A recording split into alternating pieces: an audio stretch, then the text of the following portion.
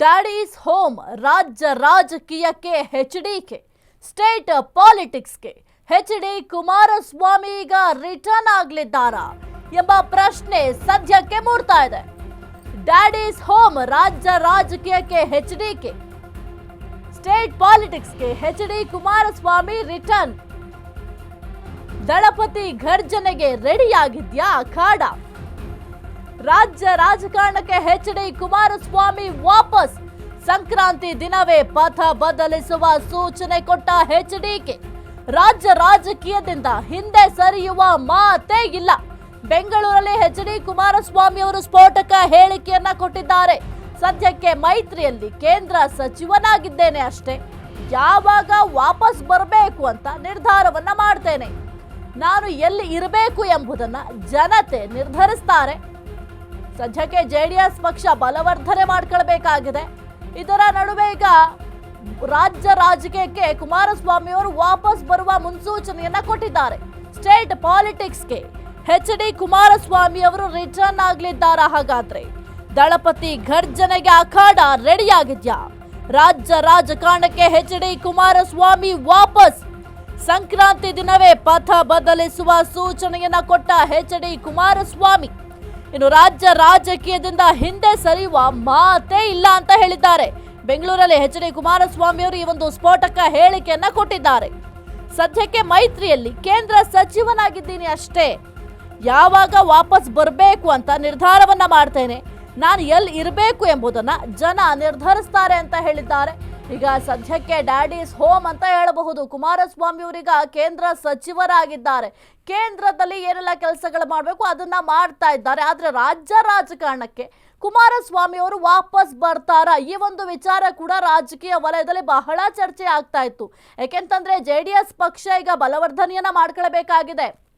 ಈ ಒಂದು ಜೆಡಿಎಸ್ ಪಕ್ಷವನ್ನ ಬಲವರ್ಧನೆ ಮಾಡಲಿಕ್ಕೆ ಅಂತ ಎಚ್ಡಿ ದೇವೇಗೌಡರು ಸಕಲ ರೀತಿಯಲ್ಲೂ ಕೂಡ ಒಂದು ಕಡೆ ಸಿದ್ಧತೆಯನ್ನ ಮಾಡ್ತಾ ಇದ್ದಾರೆ. ತಮ್ಮದೇ ಆದಂತಹ ಕಸರತ್ತನ್ನು ಕೂಡ ಮಾಡ್ತಾ ಇದ್ದಾರೆ. ಆದ್ರೆ ಪಕ್ಷ ಬಲವರ್ಧನೆ ಮಾಡೋದು ಅಷ್ಟು ಈಸಿ ಕೆಲಸ ಅಲ್ಲ. ಹಾಗಾಗಿ ಕುಮಾರಸ್ವಾಮಿ ಅವರು ತಮ್ಮ ಪಕ್ಷವನ್ನ ಉಳಿಸ್ಕೊಳ್ಳಿಕ್ಕೆ ಅಥವಾ ಪಕ್ಷವನ್ನ ಸ್ಟ್ರಾಂಗ್ ಮಾಡ್ಕೊಳ್ಳಿಕ್ಕೆ ಮುಂಬರುವಂತಹ ಎಲೆಕ್ಷನ್ ಅನ್ನ ಫೇಸ್ ಮಾಡಬೇಕು ಅಂತಂದ್ರೆ ಮೊದಲಿಗೆ ಜೆಡಿಎಸ್ ಪಕ್ಷ ಸ್ಟ್ರಾಂಗ್ ಆಗಬೇಕಾಗುತ್ತೆ. ಹಾಗಾಗಿ ಜೆಡಿಎಸ್ ಪಕ್ಷವನ್ನ ಬಲವರ್ಧನೆ ಮಾಡಲಿಕ್ಕೆ ಕುಮಾರಸ್ವಾಮಿ ಅವರೀಗ ರಾಜ್ಯ ರಾಜಕಾರಣಕ್ಕೆ ರಿ ಎಂಟ್ರಿ ಕೊಡ್ತಾರಾ ಎಂಬ ಪ್ರಶ್ನೆ ಅಂತೂ ಸದ್ಯಕ್ಕೆ ಮೂಡ್ತಾ ಇದೆ. ಯಾಕೆಂತಂದ್ರೆ ಈಗ ಕುಮಾರಸ್ವಾಮಿ ಅವರೇ ಹೇಳಿದ್ದಾರೆ, ಈಗ ಮೈತ್ರಿ ಇರೋದ್ರಿಂದ ಈಗ ನಾನು ಕೇಂದ್ರದಲ್ಲಿ ಸಚಿವನಾಗಿದ್ದೇನೆ ಎಂಬ ಹೇಳಿಕೆಯನ್ನು ಕೊಟ್ಟಿದ್ದಾರೆ. ಈ ಕುರಿತು ಹೆಚ್ಚಿನ ಮಾಹಿತಿ ನೀಡ್ತಾರೆ ನಮ್ಮ ಪ್ರತಿನಿಧಿ ದೀಪಾ. ಸದ್ಯಕ್ಕೆ ಕುಮಾರಸ್ವಾಮಿ ಅವರು ವಾಪಸ್ ರಾಜ್ಯ ರಾಜಕಾರಣಕ್ಕೆ ಎಂಟ್ರಿ ಕೊಡ್ತಾರಾ ಎಂಬ ಪ್ರಶ್ನೆ ಸದ್ಯಕ್ಕೆ ಮೂಡ್ತಾ ಇದೆ. ಯಾಕೆಂತಂದ್ರೆ ಅವರು ಕೊಟ್ಟಿರುವಂತಹ ಹೇಳಿಕೆ ಹಂಗಿದೆ, ಜನ ಡಿಸೈಡ್ ಮಾಡ್ತಾರೆ ನಾನು ಎಲ್ಲಿರಬೇಕು ಅಂತ. ಈಗ ಮೈತ್ರಿ ಆಗಿರೋದ್ರಿಂದ ನಾನು ಸಚಿವನಾಗಿದ್ದೀನಿ ಕೇಂದ್ರದಲ್ಲಿ, ಮತ್ತೆ ರಾಜ್ಯ ರಾಜಕಾರಣಕ್ಕೆ ಬರುವ ಮುನ್ಸೂಚನೆಯನ್ನ ಕೊಟ್ಟಿದ್ದಾರೆ. ಏನೆಲ್ಲ ಅಪ್ಡೇಟ್ಸ್ ಇದೆ ದೀಪಾ ಈ ಒಂದು ವಿಚಾರಕ್ಕೆ ಸಂಬಂಧಪಟ್ಟಂತೆ?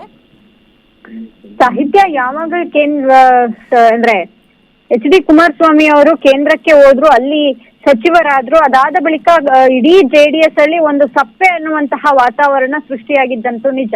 ನಾಯಕನೇ ಇಲ್ಲದೆ ಅದೆಷ್ಟೋ ಅಧಿವೇಶನಗಳು ಜೆಡಿಎಸ್ ಅಸ್ತಿತ್ವವನ್ನೇ ಕಳ್ಕೊಂಡಿದೆ ಅನ್ನುವಂತಹ ಮಾತುಗಳನ್ನ ಮೂಲಕ ಆ ರೀತಿಯಾದಂತಹ ಚರ್ಚೆ ಕೂಡ ಅವರ ಪಡಸಾಲೆಯಲ್ಲಿ ಶುರುವಾಗಿತ್ತು.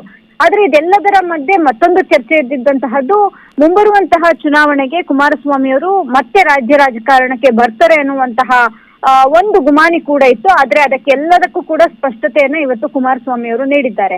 ಅನಿವಾರ್ಯತೆ ಇದೆ, ಜನ ಎಲ್ಲದನ್ನೂ ಕೂಡ ಡಿಸೈಡ್ ಮಾಡ್ತಾರೆ, ನಾನು ಬರ್ಲೇಬೇಕಾದಂತಹ ಪರಿಸ್ಥಿತಿ ಕೂಡ ಇರುವಂತಹದ್ದು ಅನ್ನುವಂತಹ ಮಾತುಗಳನ್ನ ಹೇಳೋ ಮೂಲಕ ತಾವು ರಾಜ್ಯ ರಾಜಕಾರಣಕ್ಕೆ ಮತ್ತೆ ವಾಪಸ್ ಆಗೋದ್ರ ಕುರಿತು ಸ್ಪಷ್ಟತೆಯನ್ನು ಕೂಡ ಕೊಟ್ಟಿರುವಂತಹದ್ದು. ಜೊತೆಗೆ ತಾವು ಮುಂಬರುವಂತಹ ದಿನಮಾನಗಳಲ್ಲಿ ರಾಜ್ಯ ರಾಜಕಾರಣಕ್ಕೆ ವಾಪಸ್ ಆಗ್ತೀನಿ ಅನ್ನುವಂತಹ ಸಂದೇಶವನ್ನು ಕೂಡ ನೀಡಿರುವಂತಹದ್ದು.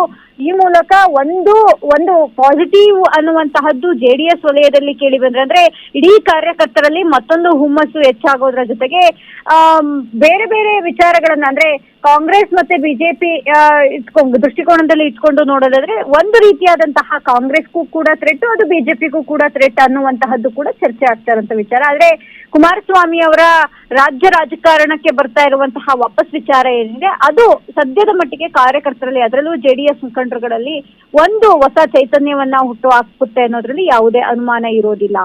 ಸಾಹಿತ್ಯ. ಓಕೆ, ಥ್ಯಾಂಕ್ ಯು ದೀಪಾ ನಿಮ್ಮೆಲ್ಲ ಮಾಹಿತಿಗಾಗಿ.